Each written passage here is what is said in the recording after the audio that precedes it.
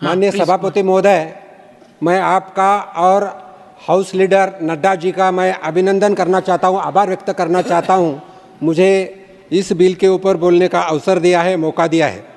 ये बिल जो इंट्रोड्यूस हुआ है पार्लियामेंट में, जो article 114/1 as per constitution of India के ऊपर से ये हुआ है। इसके साथ मैं बताना चाहता हूँ, ये पार्लियामेंट में एक्सपेंसेस का परमिशन मांगने का बिल है, जो 2024-25 को भारत सरकार को जो ये पार्लियामेंट परमिशन देती है।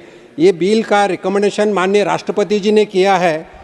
लोकसभा में डिस्कस होके आर्टिकल 117/1 और /3 एक कॉन्स्टिट्यूशन के हिसाब से पार्लियामेंट में आया है। और मैं बताना चाहता हूँ कि ये बिल के माध्यम से 102, ये बिल में जो दिया है 1 नंबर से 102 तक जो कुछ खर्चा है तो 1 साल में करने का मौका माननीय पार्लियामेंट भारत सरकार को देती है।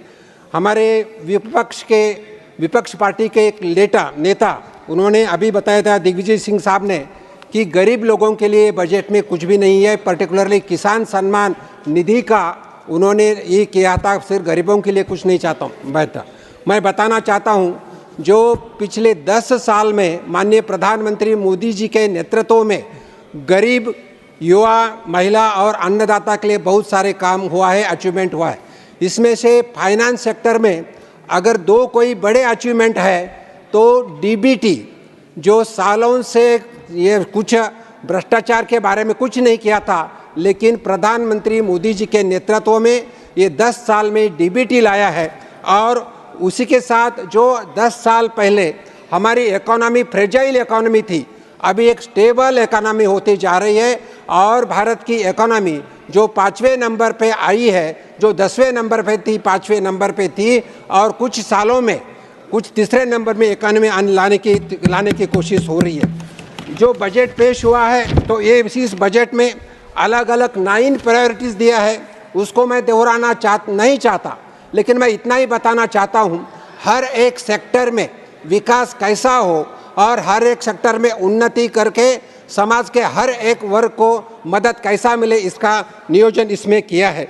इसमें स्पेसिफिकली मैं बताना चाहता हूँ कि इनोवेशन के लिए 1 लाख करोड़ का प्रोविजन किया है, जो संशोधन अलग अलग क्षेत्र में जो कोई संस्था करेगी, इंडिविजुअल करेंगे, उसके लिए भी मदद रखा है। उसके साथ नेक्स्ट जनरेशन रिफॉर्म्स करने का भी प्रोविजन इस बजट में दिया है।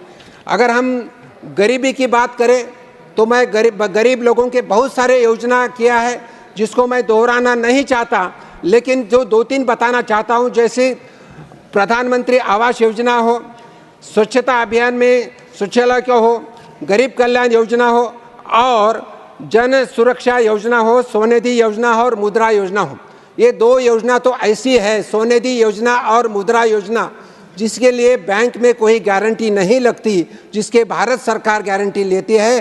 प्रधानमंत्री मोदी जी के नेतृत्व में ये योजना बन चुकी है और जिसमें लोगों को फ़ायदा मिल रहा है। मैं बताना चाहता हूँ, 43 करोड़ लोन्स मुद्रा योजना के माध्यम से गरीब लोगों को, यानी नया व्यवसाय को दिया है, जिसके माध्यम से वो खुद का व्यवसाय चालू कर रहे हैं। उतना ही नहीं तो मैं बताना चाहूँ, इनइक्वालिटी की बात करें, माननीय नेता दिग्विजय सिंह जी बोल रहे थे कि इनइक्वालिटी हो रही, लेकिन इनइक्वालिटी गिनने का एक जीनी कोफिशिएंट रहता है, जिस जीनी कोफिशिएंट के माध्यम से पिछले 10 साल में 15% जीनी कोफिशिएंट कम हो चुका है। और ये एक प्रमाण देता है कि अनइक्वालिटी कम हो रही है, जो 10 साल में बताना चाहता हूँ। उतना ही नहीं तो एम्प्लॉयमेंट के बारे में इस बजट में बहुत सारे कुछ दिया है। जैसे एम्प्लॉयमेंट में अगले 5 साल में 4.10 लाख करोड़ लोगों को, यानी 4 करोड़ 10 लाख लोगों को एम्प्लॉयमेंट देने का अलग अलग स्कीम्स है,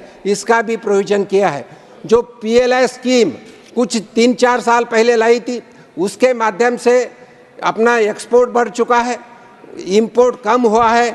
और अलग अलग स्कीम जो है, जिसमें इलेक्ट्रॉनिक गुड्स हो, जिसमें मोबाइल हो, सोलार मॉड्यूल्स हो, इसका भी प्रोडक्शन बढ़ के भारत एक उत्पादन करने में एक बड़ी क्षमता के साथ खड़ा रहने चाहता हूँ। माननीय सभापति महोदय, मैं आपको बताना चाहता हूँ, जैसे बैंक में हमारे जवाहर सरकार जी इधर बैठे हैं। जवाहर सरकार जी हमेशा बात करते हैं कि मोदी जी के नेतृत्व में इतना लोगों का लोन माफ़ किया, तो लोग माफ़ नहीं किया है, सिर्फ इसमें जो विलफिल जो डिफॉल्ट रहते उसमें हुआ है। तो मैं बताना चाहता हूं कि ऐसा कुछ नहीं हुआ है। लेकिन एक जो महंगाई की बात करें तो WPI इंडेक्स भी 7.6 से 3.36 हो चुका है, यानी कम हो चुका है। CPI इंडेक्स भी 5.4 से अभी हो चुका है, वो भी कम हो चुका है, और प्रोडक्टिविटी बढ़ते जा रही है। इन सारे चीज़ों के देखते हुए भारत देश की इकोनॉमी बढ़ रही है, और भारत एक 5वें नंबर से अभी 3रे नंबर पे इकोनॉमी होने जा रही है। अगर हम बात करें GST के बारे में, बहुत सारा डिस्कशन हो चुका है, लेकिन GST के माध्यम से कुछ सेक्शंस में GST कम भी हो चुके हैं, और GST में जो डिसीजन जो होता है GST काउंसिल में होता है। GST काउंसिल में हर राज्य का ओपिनियन लिया जाता है और उसके ऊपर डिस्कशन होकर जाता है। मैं इतना ही बताना चाहता हूँ कि इस पिछले 10 साल में हमारी इकोनॉमी बढ़ रही है, गरीब लोगों को मदद मिल रही है, अलग अलग स्कीम से माध्यम से गरीब लोगों को मदद मिल रही है, और किसानों के माध्यम से किसान अपना प्रोडक्शन बढ़ रहा है, एक्टिविटी के माध्यम से यानी इंडस्ट्री माध्यम से ही प्रोडक्शन बढ़ रहा है, तो हमारा इकोनॉमी बढ़ रहा है। इन शब्दों के साथ इस बिल को मैं सपोर्ट करते हुए मैं मेरे वाणी को विराम देता हूं। धन्यवाद।